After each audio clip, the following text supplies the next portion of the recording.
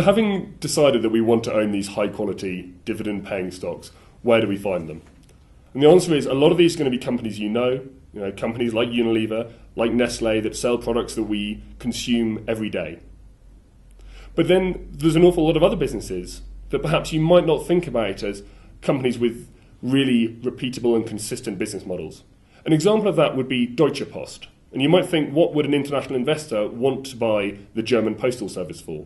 But the answer is when you dig inside the company, 2/3 of the earnings comes from the international DHL brand. You see their yellow vans driving around the country. What's amazing about this is the network that they built, which is not just a spoken hub out of one region, out of one country. This is a genuinely global network. Means that they have an advantage that no one else can replicate. They're able to fly a parcel from Bangalore, India to Shanghai, China, and that doesn't feel to them to be an unconventional route. They don't have to fly that back via another country. That network, having built it out, means that all the growth, every extra parcel they put through, is actually, kind of free because you've got the network, you've built out that infrastructure. And they just drop straight through as cash that we can receive as shareholders. And you've got a management team in there who's taken a company that was a bit of a mess. They've sold the non-core assets and they've left it with this really high-performing business in Express and DHL, and then the post service, e-commerce in Germany is really driving profits there. That sort of company is typically not where people look. Another example, perhaps closer to home, you may see a company called Atlas Copco advertising. Atlas Copco make compressors, they make mining equipment, they also make some industrial parts for use in factories as well as a small amount of construction equipment. But what's absolutely key is they're not really so interested in selling a new compressor or selling a new bit of mining equipment.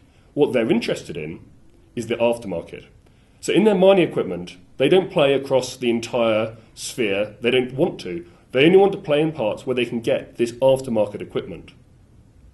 So when you put your machine underground, in fact sometimes miles underground, and it's cutting away at the hard rock when you're digging out copper or digging out gold, the drill bits wear away. And you need to go to Atlas Copco to buy a new drill bit. So despite what's happening to the mining industry at the moment, this company is still able to put up the prices on its mining equipment by 2 or 3%. Because as soon as rock is being cut out, you need one of their cutting tools. That sort of company is perhaps not the sort of company you would think this is about. Yes, we have got a lot of consumer staples. I mean, companies like, I mentioned Nestle, I mentioned Unilever, but also in the healthcare space, we like companies who have got great pipelines of drugs, companies who have done a lot of research, have huge intellectual property ingrained, and are able to grow into the future. Those drugs are still getting priced up every time because they are unique. They have done this research. So the answer is, you find these companies everywhere. You find them all the way around the world, as I said, from Asia all the way to Latin America, and it's not just in one sector. So this is what we're doing for you at BlackRock. We're doing the research, we're meeting these companies, we're looking through the annual reports, we're analysing all the numbers to understand what is going to happen over the next 3, 4, 5 years to these companies, whatever happens in the global economy. And the key thing for us is that we understand these companies, we invest in them for the long run, and they continue to pay and return the shareholder the dividends. If you get that, you get global economic growth, you get the returns of the equity market, but you do it in a lower risk way because of the quality of these companies.